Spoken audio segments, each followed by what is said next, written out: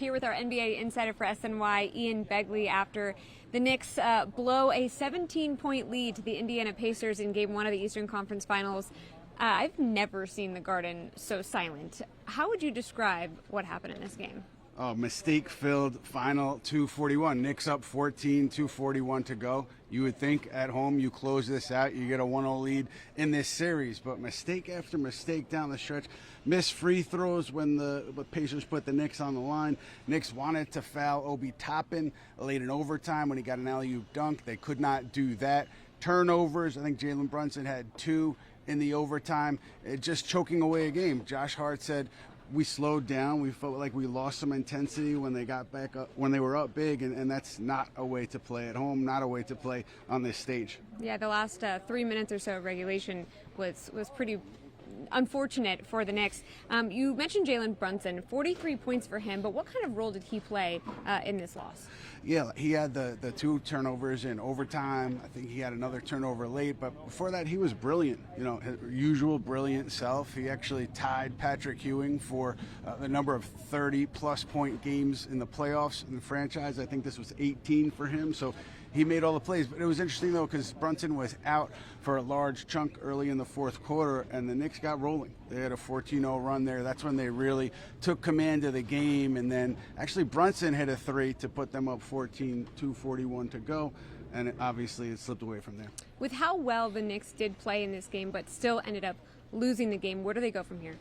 Got to regroup. You got to put it in the rearview mirror. But I will tell you, Michelle, I was in the Pacers locker room after the game, and they weren't celebrating. There was no celebration. In fact, Tyrese Halliburton, Pascal Siakam were sitting together for like 5 minutes talking strategy, talking about what they needed to do better in Game 2.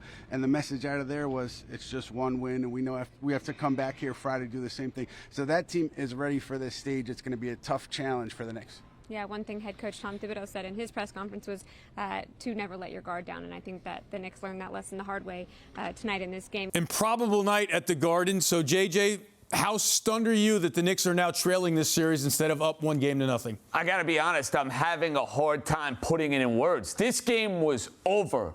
It was donezo. You got a 14-point lead inside of 3 minutes to play. The narrative of the game was the Knicks surviving the foul trouble of Jalen Brunson. And just like that, 3 after 3 after 3 by Nesmith. Missed free throw. And then I'm going to be haunted forever by Tyrese Halliburton and the shot that's bouncing around Madison Square Garden, and with Reggie Miller in the stands doing the game. He's giving me that choke sign, for goodness sakes. Oh, it's as disgusting a Knick loss. It's as painful a Knick loss as they've had in the postseason in 25 or 30 years. That's the beauty of being back at this point where you're playing games that matter in the Eastern Conference Finals. But this brought me back to Game 1 in 1995 semis, where Reggie, of course, had all those points in a short amount of time.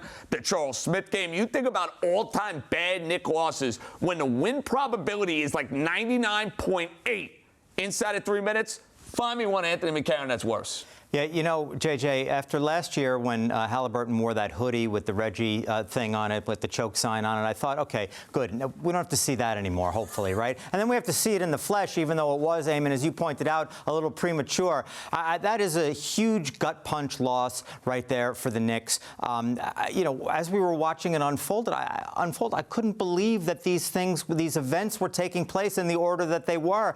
You know, shots made, shots missed, shots made. I mean, I know it's a make and miss league, and that's what it's all about in the NBA. But just the way the game slipped away from the Knicks, you feel like, you know, they had it by the throat, and then, you know, it's going away, and it's going away. It's not going to go away, and it goes away, and then this, and then it's over in overtime. I mean, it's painful. You know, it's easy to look at the free throws and say, okay, that's why they missed. But, Anthony, what stood out to you as the next biggest reason that the Knicks blew this one? To me, Eamon, it was just the fact that I'll give the Pacers their credit because they made plays, and the Knicks did not. I don't know if the Knicks got comfortable with the lead and thought that they were, you know, on easy street or something, but the Pacers never gave up. They were in hostile territory, and they kept going, and they kept driving, and they kept hitting shot after shot, and it worked out for them, and they get to crow at least until Game 2. But, yeah, I think that was the difference to me. Nesmith. The fact that he goes and hits 5 or 6 three-pointers in the fourth quarter of this game, that allowed the dramatics of Halliburton. That allowed